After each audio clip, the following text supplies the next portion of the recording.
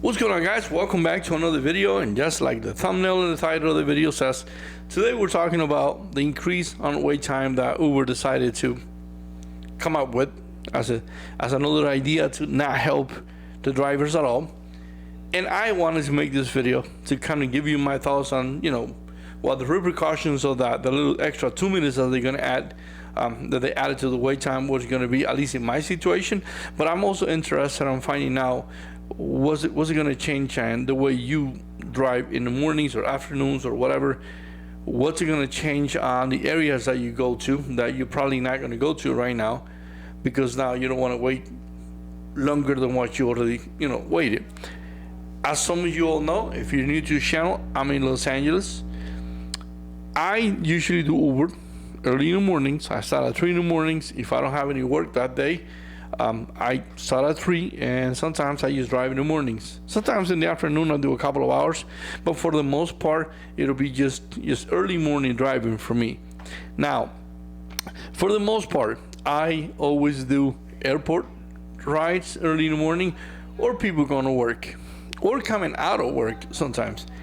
Now, one thing that I have avoided even before the extension of the wait time was to do certain pickups near downtown LA or near some areas of LA where there is basically nowhere to park.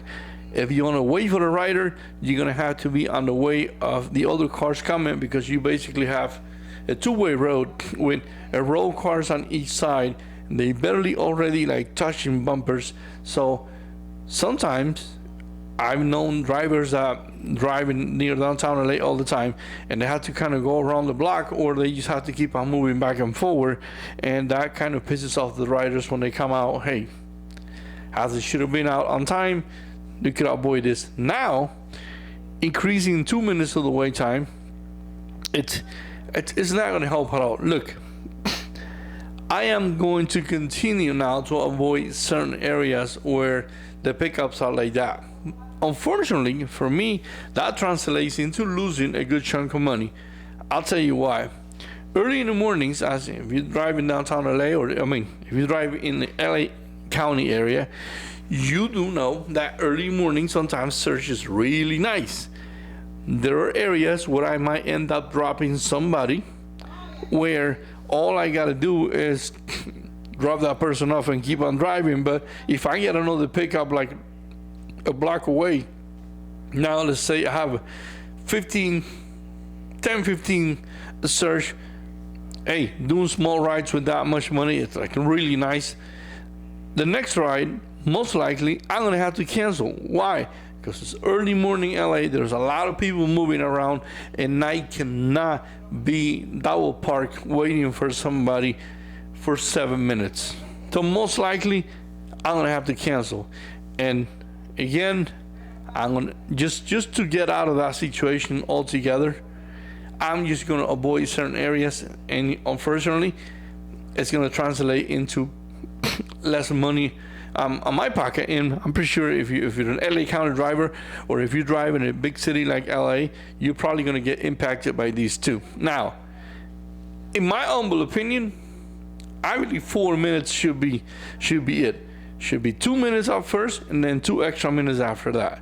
And Uber, you should probably spend a little bit more time trying to educate the rider as to how to be on time. I'll tell you what, before I started driving for Uber, my wife and I here in LA, we go to places on the weekends, so we go for a drink. We always Uber. And let me tell you something. Every time we look at that phone and we place an order for the ride, we was already at the door, or we were outside by the sidewalk by the time we place it, the ride, the order for the ride. Sometimes it says 10 minutes. We don't care. We shut a little bit outside. By the time the driver comes around the corner, I'm already there. Unfortunately, there's a lot of people that will take advantage of these 7 minutes. Imagine they only have 5 minutes before, now they got 2 extra minutes.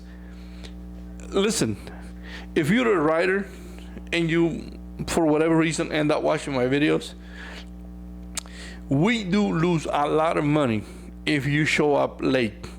If we had to go around the block, if we had to be hunting for a parking space, it's a lot of time wasted for us. And believe it or not, the little bit of money that we get for that cancellation fee that we collect, it's nothing compared to what we could have made if you was on time, if you was outside on time. I understand that some people now probably gonna say, "Oh, shoot, I got 2 more minutes." Listen, I've talked to writers that they told me, "Hey, in the past when I didn't know any better, because now some of the writers that I picked up frequently, now they ask questions, and I'll be more than happy to educate writers because they just don't know any better." I've got a couple of young writers that I picked up on a weekly basis early in the mornings as I go to work. They say, "Hey, listen, there was a time when I will be in the shower, like coming out of the shower, when I go ahead and order my Uber. And that's when there was only 5-minute wait time. Imagine now 7 minutes. I mean, they don't do it anymore because they know better. And, hopefully, as you mature, you make better decisions in life.